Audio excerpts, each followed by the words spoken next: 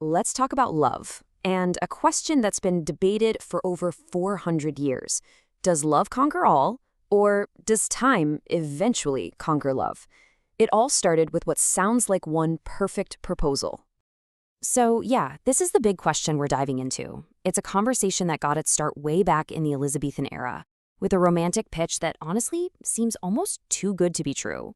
All right, let's set the scene. The year is 1599, and a poet named Christopher Marlowe writes what is basically the ultimate romantic pitch. This is what kicks the whole thing off. The shepherd in this poem, he paints this incredible, idyllic picture of love. He basically imagines a world where nature provides everything a couple could ever need, and the harsh realities of life, they just don't exist. It's a complete fantasy. I mean, just listen to the promises he's making. A life literally built from the most beautiful things in nature, beds of roses, caps of flowers. It sounds amazing, right?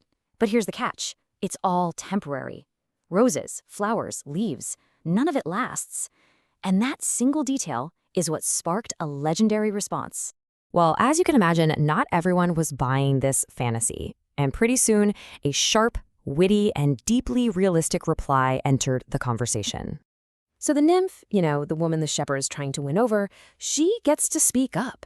And she just systematically dismantles his entire fantasy. She takes every one of his beautiful promises and holds them up to the cold, hard light of day. And this is the brilliant part. She uses his own imagery, all that nature stuff, against him. She says, sure, flowers are great, but they fade. Winter always comes. She points out that a sweet-talking guy might actually be hiding a bitter heart, and a love built on a springtime fantasy is just setting itself up for a fall. The nymph's argument is pretty clear. A love that's based on temporary and material things is just doomed from the start. She's basically saying, hey, your promises are as fragile as the flowers you're offering me. What are we going to do when winter gets here? Now, you might be thinking, wow, she sounds really cynical. But to get where she's coming from, you really have to understand the world she lived in, an era that was completely gripped by anxiety about time and decay. They had this big idea called mutability, and it wasn't just some abstract theory, it was a deeply felt reality. It was this belief that everything in the world, from empires to your own health, was just constantly falling apart. And this just illustrates the mindset perfectly. This is from Sir Walter Raleigh's own book. And look at the central struggle. It's history literally trampling on death and oblivion. That's how obsessed they were with fighting against being forgotten by time. Raleigh himself was famously described as fortune's tennis ball. He experienced these incredible highs as a favorite of the queen, followed by devastating lows, like being thrown in prison and eventually executed.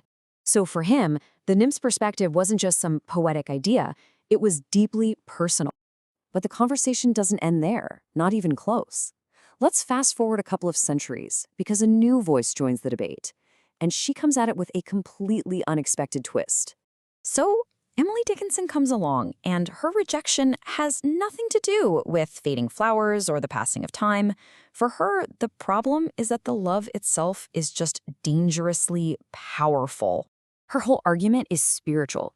She's saying this love is so huge, so all-consuming, that it would actually eclipse her faith in God. It would block out the heavens. It's a rejection not because the love is too weak to last, but because it's way too strong to handle. So think about that. While Raleigh was afraid love was too weak to survive the world, Dickinson was afraid it was too strong for the soul to survive it. For her, the danger wasn't decay coming from the outside, but the whole thing shattering from its own intensity on the inside. Okay, so let's pull all this together. What we have are three completely distinct voices in this 400-year-long conversation, and each one gives a totally different answer to our big question. You can see the whole journey here.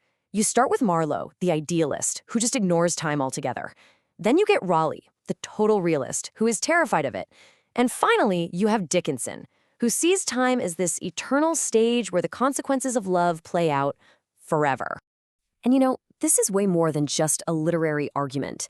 These poems really capture that eternal conflict we all feel, that pull between our deep desire for a timeless connection and the hard knowledge that, well, nothing lasts forever.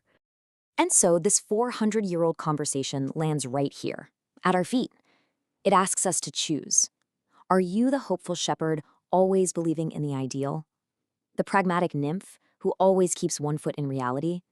Or are you the cautious Dickinson, worried about what a powerful love might cost. It's a debate that leaves us to figure out for ourselves what we're truly willing to risk.